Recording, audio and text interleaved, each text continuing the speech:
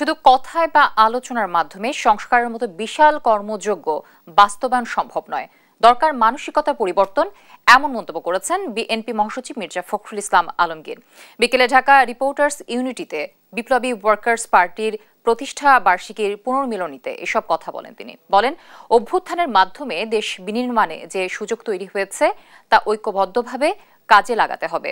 অন্তর্বর্তী সরকারের কাজের প্রশংসা করে ফ্যাসিবাদ বিরোধী সব রাজনৈতিক দলকে সরকারকে সহযোগিতা করার আহ্বান জানান বিএনপি মহাসচিব।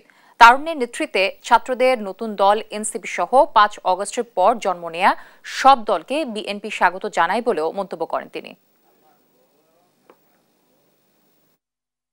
শুধু কথায় বা সংস্কার আপনার আলোচনার মাধ্যমে আমার মনে হয় যে বিশাল কাজ সম্ভব হয় না। সবার আগে যেটা দরকার হয় মানুষের মন ও মননশীলতা পরিবর্তন।